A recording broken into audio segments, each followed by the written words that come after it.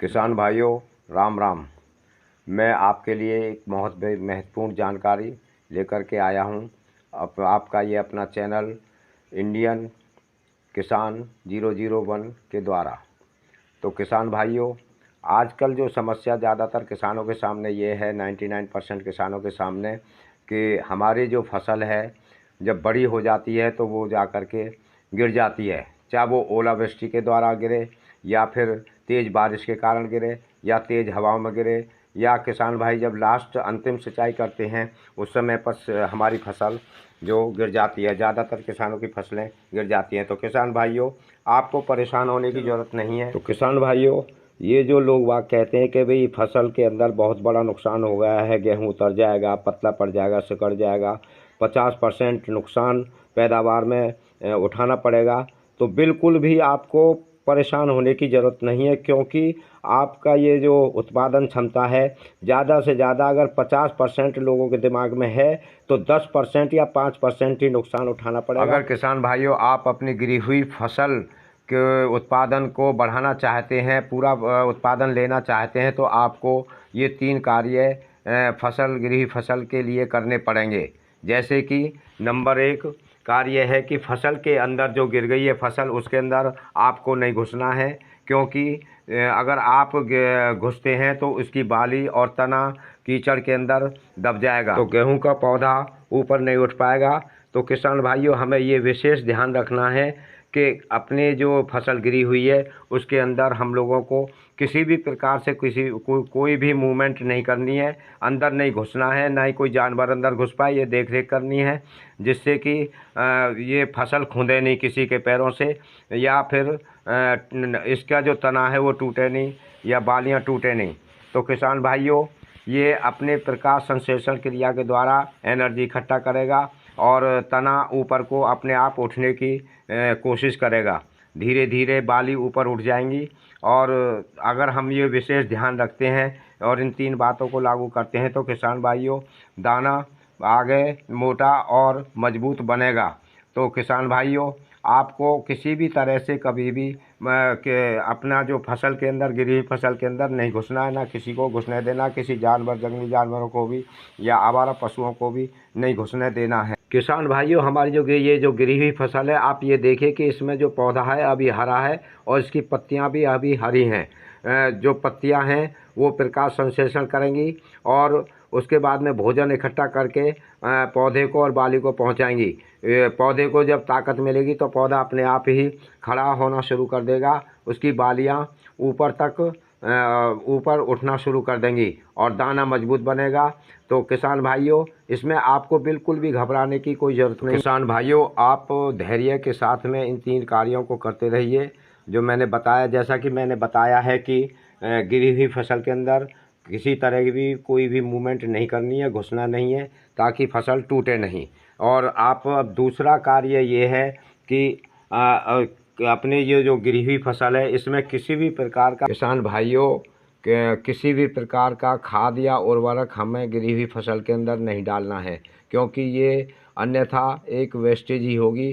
क्योंकि इसका कोई भी फ़ायदा फसल को नहीं मिल पाएगा, किसी भी प्रकार का कोई पोषक तत्व नहीं मिल पाएगा फसल को।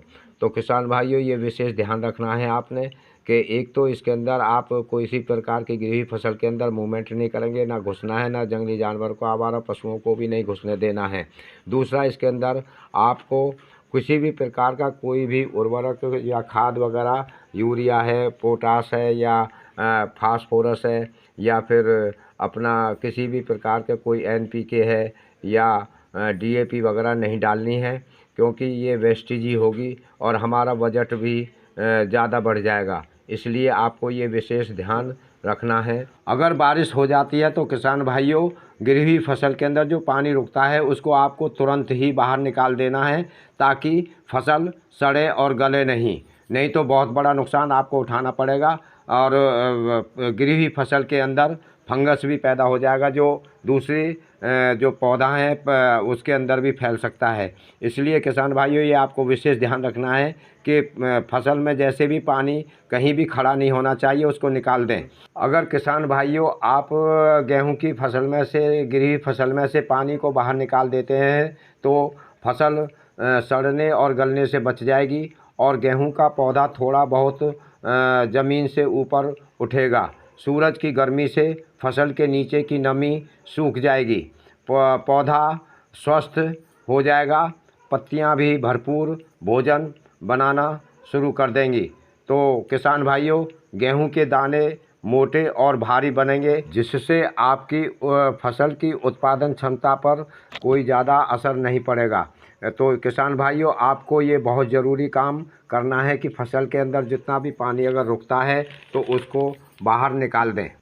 किसान भाइयों, सबसे अच्छी बात तो ये है कि अभी जो आपकी गेहूं की फसल गिरी हुई है, इसके जो पौधा है वो हरा भरा है, पौधे की पत्ती भी हरी है और सबसे बड़ी बात यह है कि झंडा पत्ती भी हरी भरी है और मोटी है और काफ़ी हरी है।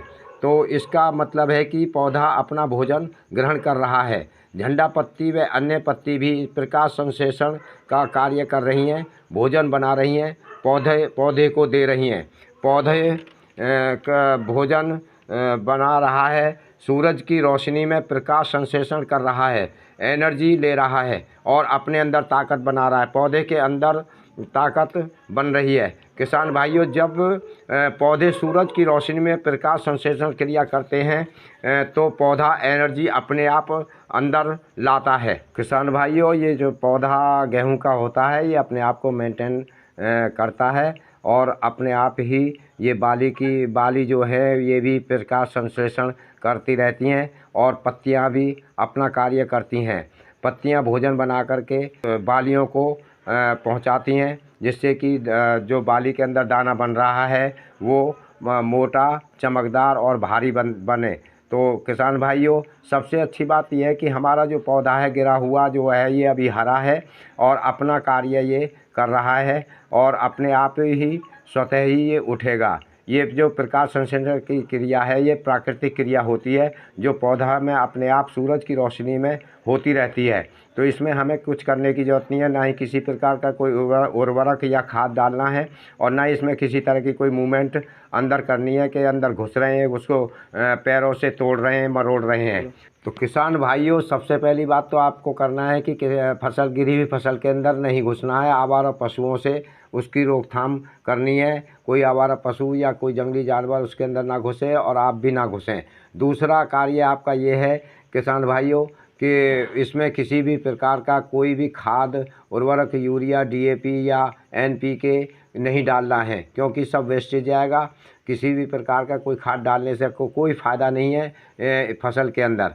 तो और तीसरा कार्य ये है किसान भाइयों कि अगर बारिश हो जाती है या पानी आप इसमें लगा रहे हैं या कहीं से कैसे भी पानी आ जाता है, जो फसल के अंदर पानी रुका हुआ है उसको फसल के अंदर से तुरंत निकाल दें, ताकि फसल सड़ेगी नहीं और गलेगी नहीं।